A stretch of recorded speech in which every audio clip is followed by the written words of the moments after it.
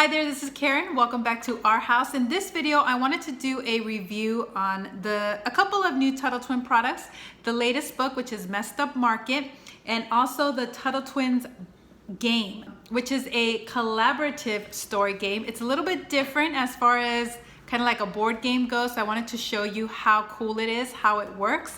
So let's just dive into this.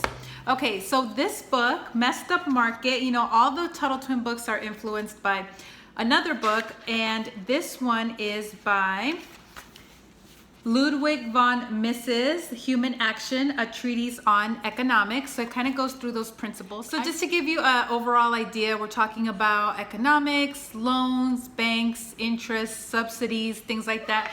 So some of my favorite things talked about in this book are instant gratification versus delayed gratification. Also how the banks used to incentivize saving by giving you a return on your money, versus now you don't. Not only do you not really get any return on your money by saving it, there's no incentive there, but they actually even further hurt you because of printing the money and inflation. So it makes you think, well, I might as well spend the money while it's worth now versus leaving it in the bank and devaluing with all these things that they're doing. But also they encourage borrowing, especially right now. The feds have lowered the interest rate. Well, that is encouraging people to borrow money. So it talks about that. And so after a big sale in the family, the Tuttle Twins have been given some money, and they're kind of acting as a bank, loaning out little micro loans to other children who have little businesses. It's a really cool concept, really good book. And so one of the things it talks about is praxeology, thinking about risk.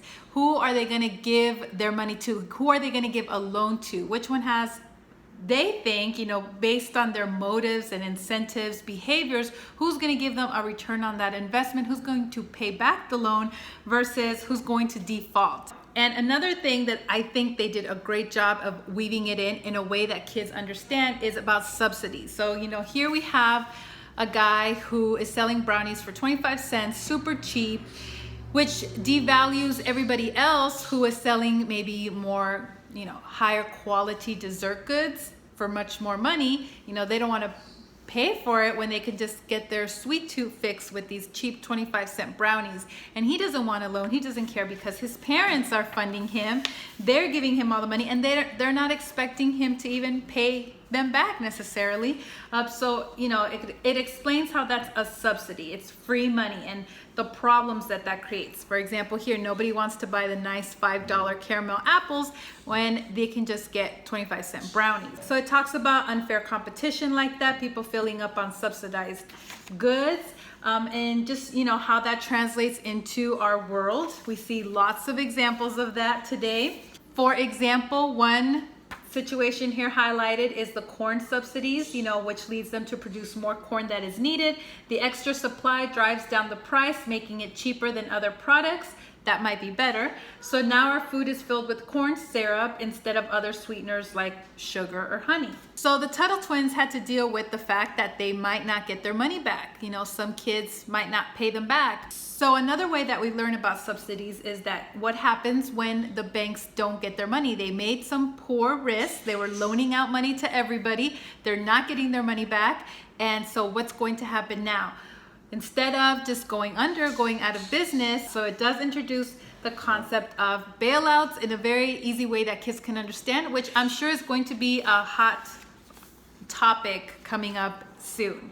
But, on an upbeat note, it does talk about how people, just honest, hardworking people, get around all of this. For example, the lady that was selling the more pricier caramel apples, she bought all the 25-cent brownies and then turned around and sold them for 50 cents and then offered her caramel apples at a discount. So there are ways that we can go around it. For example, we have lots of choices, and then it talks about how the government can often mess things up, making it more challenging to get to your destination. But if you work hard, you have a good system, a good game plan, you can still get to your destination. So I thought it was a really great book, like all the Tuttle Twin books are, and I think it's very relevant right now. It's introducing some things that are happening in the news right now. So if you're looking for a way to explain it to children, this is a great way to do it. All right, so let's talk about the Tuttle Twins' first game that they came out. This is a collaborative story game.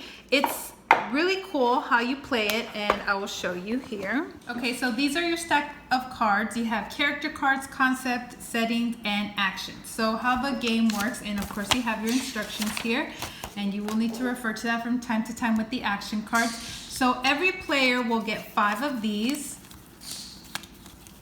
Okay, you have 2 characters starting out the game.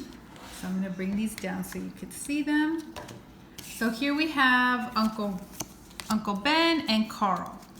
And the characters will make sense depending on how many Tuttle Twin books you've read. All the characters from all the books are in this game. So the more books you've read, the more these characters will be familiar to you. And we need a setting. So the setting is summer camp. Okay, so that's how the game starts. You have 2 characters and a setting. Everybody has 5 action cards. Okay, so this concept card is collectivism, a way of thinking that prioritizes the interest of a group above the human rights of an individual. Okay, so that is the concept. And again, these concepts, they come from the Tuttle Twin books. We have, for example, spontaneous order, personal responsibility, blowback, central planning, coercion, division of labor, unintended consequences. So you're going to be making a story around these things. So the first person will start a story introducing one or both characters and the setting and the concept, and then they end their turn with an action card, and then we go on to the next player. All right, so you have to think about it. You have to be imaginative here, and older kids can help the younger kids come up with ideas. So here's my story. I'm going to start it off. Uncle Ben wants to cover a story at the local summer camp where Carl, the builder, while digging up in the summer camp a new building they were going to construct, they found something really cool buried underneath the summer camp.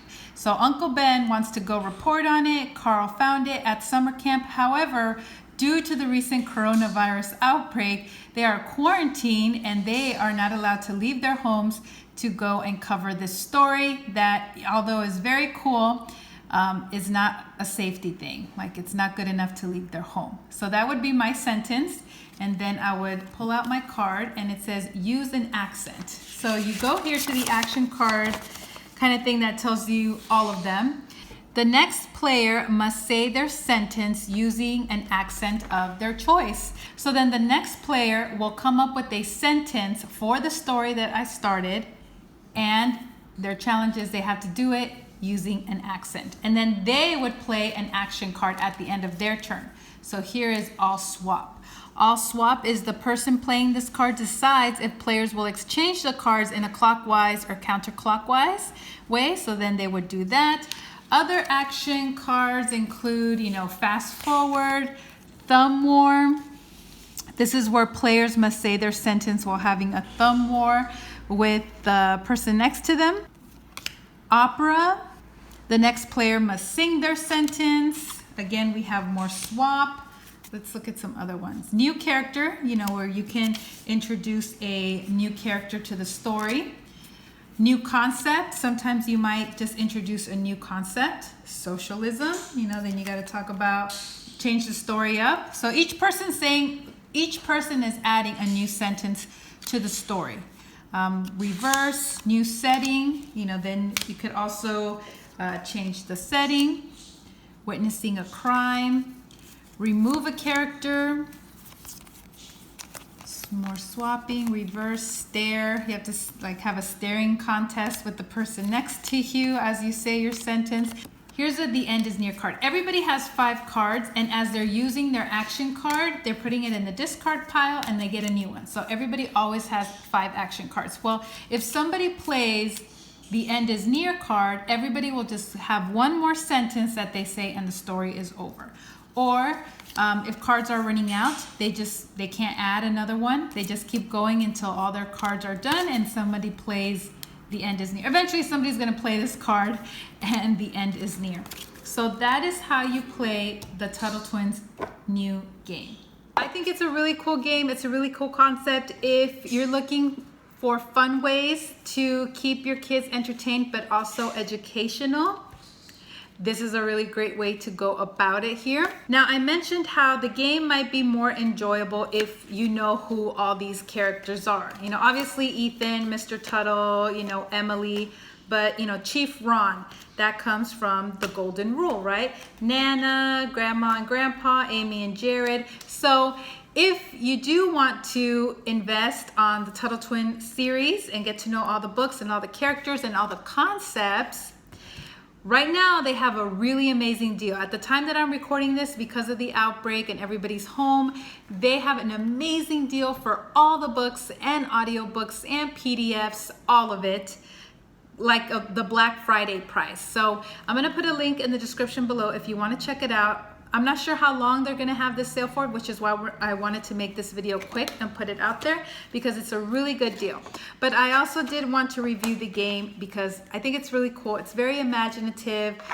If you're a minimalist, you know, this is a nice game that doesn't take up much space at all. A couple months ago, we took it with us when we went to Tucson. So it's just a great traveling game. Like I said, it doesn't take up any space. Thank you so much for watching. If you have any questions, please leave them in the comments below and let me know if you have played this new game or if you have read the newest book, and share your thoughts with me below. Thank you so much.